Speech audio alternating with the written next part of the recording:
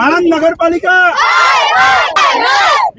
આણંદ નગરપાલિકા હાય હાય ના નારા લાગી રહ્યા છે। આણંદના ગંગદેવનગર વિસ્તારની અંદર છેલ્લા કેટલાક સમયથી આમ જોવા જઈએ તો છેલ્લા 2 વર્ષથી આ રોડની એસી કી તેસી થઈ ગઈ છે તેવી હાલત અત્યારે જોવા મળી રહી છે। કારણ કે આ રોડ ઉપર અમે ગત વર્ષે પણ આ જ જગ્યા ઉપરથી અમે કવરેજ કર્યું હતું અને હજી સુધી ક્યાંક ભાજપના જે ધારાસભ્ય છે, સાંસદ સભ્ય છે, એક કે પછી અહીંયા નગરપાલિકાના કોઈ પણ પ્રમુખ હોય કે અહીંયા કોઈ પણ નગરપાલિકાના કાઉન્સિલર હોય તે આ સમસ્યાનું નિરાકરણ લાવવામાં સફળ રહ્યા નથી। એક તરફ કહેવાય રહ્યું છે કે વિકસિત ભારત અને તેની સાથે કહેવાય છે કે વિકસિત ગુજરાત, પરંતુ આજે ભાજપનું ગુજરાતના હું તમને દ્રશ્યો બતાવીશ કે આજે આણંદની અંદર સાંસદ સભ્ય પણ ભાજપના છે, ધારાસભ્ય પણ ભાજપના છે અને એ જ જગ્યા પરના જે દ્રશ્યો જુઓ છો આણંદ નગરપાલિકા વોર્ડ નંબર 3 ના છે આ દ્રશ્યો। આપ આ જે દ્રશ્ય જુઓ છો સીધા દ્રશ્યો આપને બતાવી રહ્યો છું અર્બન ગુજરાતના મારફતે। ખાસ કરીને હું કહીશ સાંસદ સભ્ય શ્રી આ રસ્તો જોજો, ધારાસભ્ય શ્રી આ રસ્તો જોજો, આણંદ નગરપાલિકાના પ્રમુખ શ્રી આ રસ્તો જોજો। 1 કિલોમીટરનો આ રસ્તો છે કે જેની હાલત અત્યારે બિસ્માર હાલતમાં ફેરવાઈ ગઈ છે। સ્થાનિકોએ આગળ વારંવાર રજૂઆત કરીને થાક્યા છે, પરંતુ ક્યાંક આ જે સત્તાધીશો છે તેમને હવે આ ખાડા કાન અત્યારે કરી રહ્યા છે, એટલે કે હવે તેઓ કામગીરી કરવા નથી માંગતા। હવે તો ગુજરાતની જનતાએ 156 આપી છે સાહેબ, હવે તો એટલા માટે બોલવું પડે છે કે હવે તો 156 આપી છે। જો તમે મોટી મોટી વિકાસની વાતો કરો છો, તમે મોટા મોટા વિકાસના બણાકા ફૂંકો છો, તો આ વિકાસ છે? આ શું અહીંયા આગળ આણંદ નગરપાલિકામાં ભાજપનું શાસન નથી? અરે આણંદ નગરપાલિકા વર્ષોથી ભાજપ શાસિત છે અને આ ભાજપ શાસિત નગરપાલિકાના જ આ દ્રશ્યો છે। આપણી સાથે કેટલાક સ્થાનિકો જોડાયા છે। બેન, શું પ્રોબ્લેમ છે, કઈ સમસ્યા છે અત્યારે? આજે આ સમસ્યા છે રોડની, ગટર લાઈનની, 2 વસ્તુ કરી આલો। અમારે રોડની છે શિવ શક્તિ પાર્કમાં, મારું નામ દિવાળીબેન છે, અમે બહુ તકલીફમાં છીએ, તમે જાગો નેતા। નકે અમે નગરપાલિકામાં ગંદુ પાણી નાખવા આશું, હાય હાય કરવા આશું, નગરપાલિકામાં હાય હાય કરશો, ગંદુ પાણી માટલા ભરીને આવશું, તમને ચેતવણી આલીએ છીએ ભાઈ। તમે ચૂંટાઈ ના આવ્યા, હવે કશું ધ્યાન દેતા નથી ભાઈ। કેટલા સમયથી બેન આ 10 વર્ષ થયા હે, 10 વર્ષ થયા આ તકલીફ છે અમારે। 10 વર્ષ જી બેન, હા 10 વર્ષ તકલીફ છે અમને। તમે જીતીને જાઓ છો, નાના બાળકો છે, બધા છે, વૃદ્ધા છે, બધાને જોવું પડે। એમને ખાલી કેવું છે કે રોડ થઈ જશે। ગઈ ફેરા બી અહીંયા અમારા સમાજવાડીમાં એ લોકો આયા હતા, બાપજીએ એમ કીધું હતું કે હું મારા ખર્ચે તમને રોડ કરી દઈશ। જી આપણી સાથે કેટલાક બીજા ભાઈ, શું કહેશો, શું સમસ્યાને લઈને આજે આણંદ નગરપાલિકા હાય હાયના નારા લગાવવા પડ્યા? આ વિસ્તાર નાની ખોડિયાલથી મોટી ખોડિયાલ રોડ છે, બરાબર?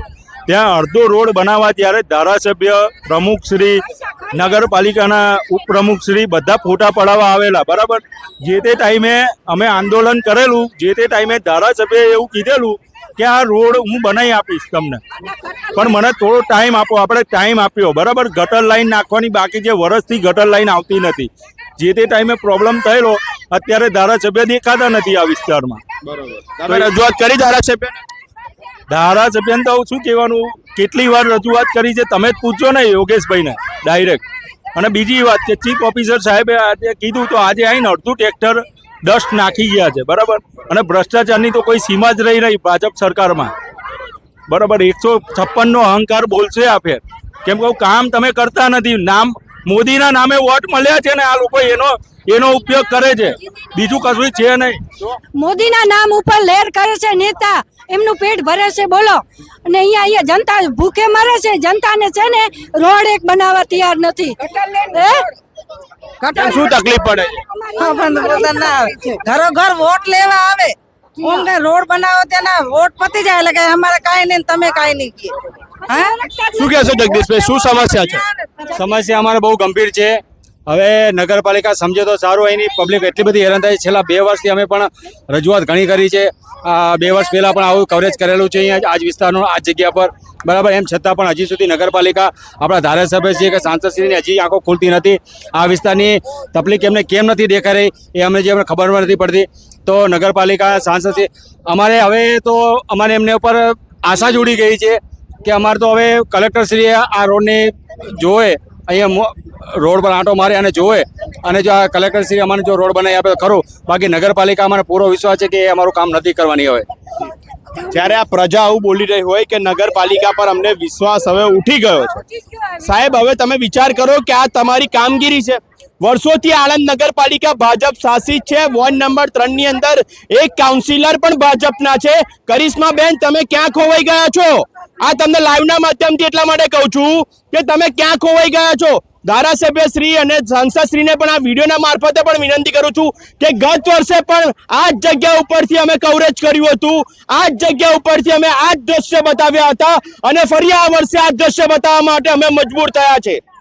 અમને શોખ નથી થતો આ દ્રશ્ય બતાવવાનો, આ પ્રજાને શોખ નથી થતો કે હાય હાય ના નારા લગાવે. પણ ક્યાંક હવે તમારી કદાચ આંખો ખુલે અને આ તમને આ રહીશો પર કદાચ દયા આવે તો આ રોડ બનાવજો. આ તમે લાઈવના મારફતે કહું છું કે દયા આવે તો આ રોડ બનાવજો. કારણ કે ખૂબ જ ભયાનક એટલે ખૂબ જ ગંદી પરિસ્થિતિની અંદર આ જે રહીશો છે તે જીવી રહ્યા છે અને છેલ્લા 2 વર્ષથી વધારે સમયથી આ રોડની આ જ હાલત હોય છે. અને આજે તમારી જ પાર્ટીના એટલે કે ભારતીય જનતા પાર્ટીના ઝંડા આજે કિચડમાં લગાવી દીધા છે. એક તરફ કહેવાય રહ્યું છે કે કિચડની અંદર કમર ખીલે, પરંતુ આ વિકાસ બતાવી રહ્યો છે. આ છે ભાજપનો વિકાસ. આપ જે દ્રશ્ય જુઓ છો એ દ્રશ્ય બીજે કોઈને નહીં પરંતુ આણંદ શહેરના છે. વોર્ડ નંબર 3 ના આ દ્રશ્ય જુઓ છો આપ. આ છે આપનો ભાજપનો વિકાસ અને એ વિકાસ બતાવી રહ્યું છે. આજે સ્થાનિકો દ્વારા ભાજપના ઝંડા લગાવીને વિકાસ કરી રહ્યો છે. ખરેખર આ દ્રશ્યો જોયા પછી તમને નેતાઓ શરમ નહીં આવે? તમને શરમ નથી આવતી?